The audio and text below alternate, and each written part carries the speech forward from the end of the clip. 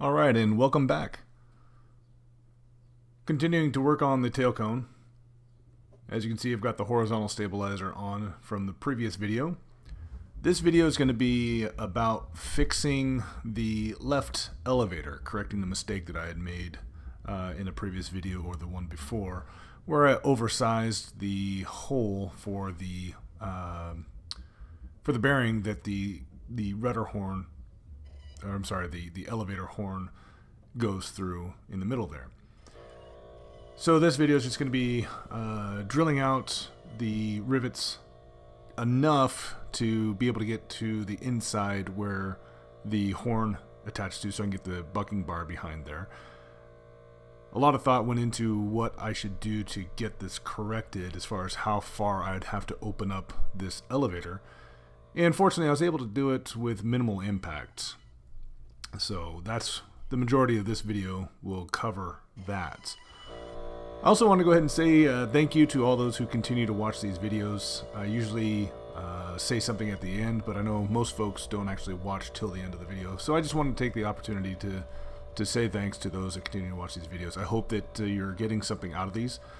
And more to the fact, I'm hoping that someone is thinking about doing a project like this, maybe on the fence, and they see these videos and decide to go ahead and go forward with it. It's a lot of fun. It's a lot easier than you think, and it's a common phrase that most builders will tell you is that anybody can actually do this.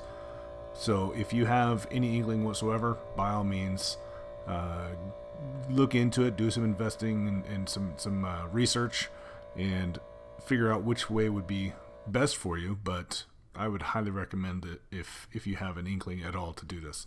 So again, I just want to say thank you for those that continue to watch these videos. If you get a chance, hit that like button for me. I'd appreciate it. So as I talked about, trying to repair the elevator, I had oversized the hole by going to the wrong step in the universal step bit. It was supposed to be drilled up to a 1/4 inch, and I'm drilled to the step that was marked 1/4 inch, and turns out that it was actually I think about a 5/16, so a little bit too big, and no way to recover from that, obviously. So finally got the new part in from Vans.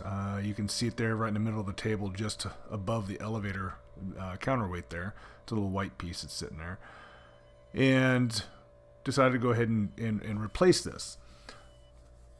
In doing so, like I said, I only had to open up a little bit of the elevator skin. I opened up the top side, or the top end of it, because the bottom end is where, or the bottom side is where the elevator trim motor is, and there's a lot of framing in that area, and it's a lot easier to remove the top skin portions. So going through, getting everything out, as you can see, I'm in the process here of taking the elevator trim motor out because it's in the way of the drill when I'm trying to drill out the rivets on the elevator horn. One of the benefits to this process was that I was able to retouch some of the edges that make up the leading edge on the elevator. Like I said before, the right elevator turned out pretty well as far as the skins, doing the break on the skin edges so that it makes a good seam as you rivet the leading edge together. The left one was the one I did first, and I think I tried to use the roller tool, and as I've said before in previous videos, I'm not the biggest fan of that tool. It doesn't break the skins nearly as well when you really need to make a good seam, especially around a bend or an angle like this, where you've bent the leading edge, you rolled the leading edge pieces together to try to make a seam there. So I ended up using the flat metal tool and basically just kind of fold the leading edge just a little bit, and where you're supposed to break it, and it turns out a whole lot better. So I was able to retouch these two portions of the leading edge with that tool and break the edges of the skins just a little bit more, and when I pop rivet them back together, they fit quite a bit better. So here I am in the process of putting the new one back on.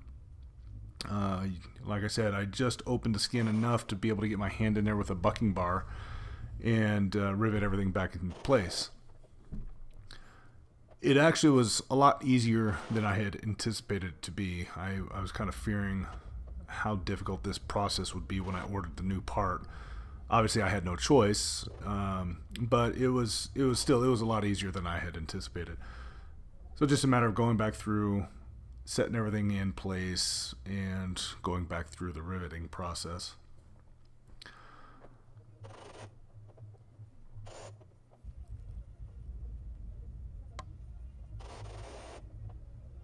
Now, the one thing you want to be careful about is, obviously, as you have the skin peeled back to get access, you don't want to peel it back too far and create a crease. And that was one of the things I was worried about as I was going along.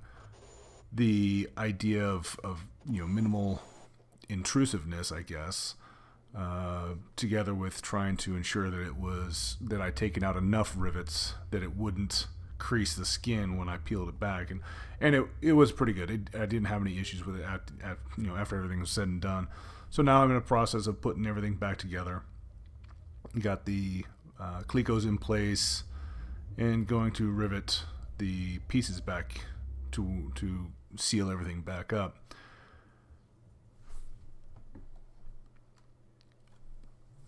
So as you see, I've got the horizontal stabilizer in place. Right now, I believe it's just got the 2 bolts on the forward end of the frame and the 2 bolts on the upper side of the aft end of the frame holding it in place. There are 2 additional bolts on the aft frame that are very close to the aft deck there. And I talked previously in a video that I wasn't able to get my drill, the body of the drill was interfering with being able to drill perpendicular to the frame, which you really have to do. So I ended up going out and getting a longer 1/4-inch bit. And as you'll see toward the end of this video, that worked out pretty well. I was able to get it put into place. But essentially, there's not a whole lot left after this point. I've got all the pieces assembled. It's just a matter of doing the final touches, and obviously after I finish closing the left elevator back up, and here I'm retouching the leading edges like I discussed before.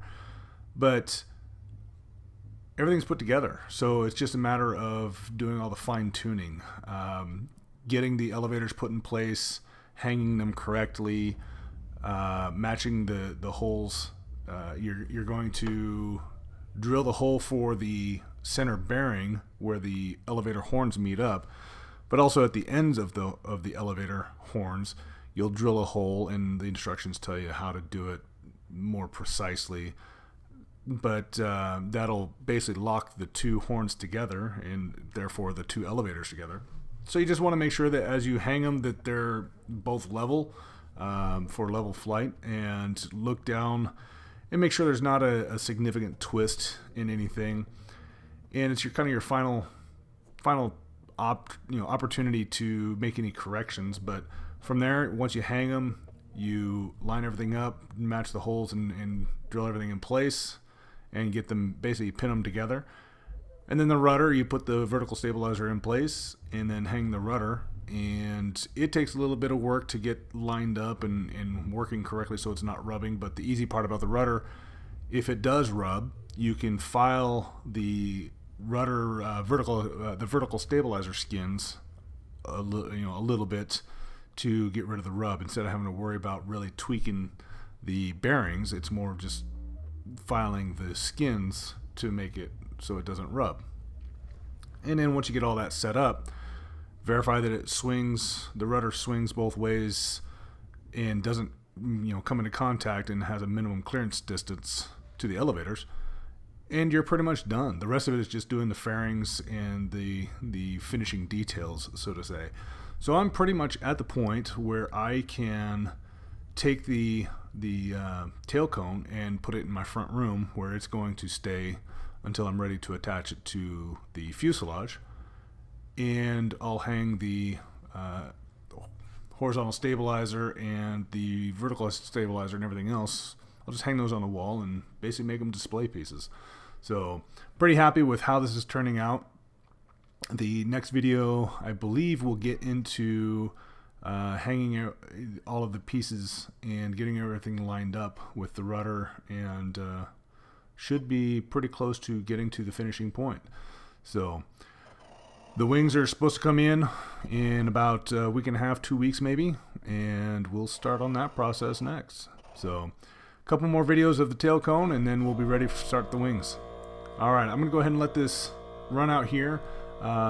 Pretty much the rest of this is just going to be taking the horizontal stabilizer back off because I have to re-drill the hole into the elevator horn for the left elevator, and I need the horizontal stabilizer off to do that.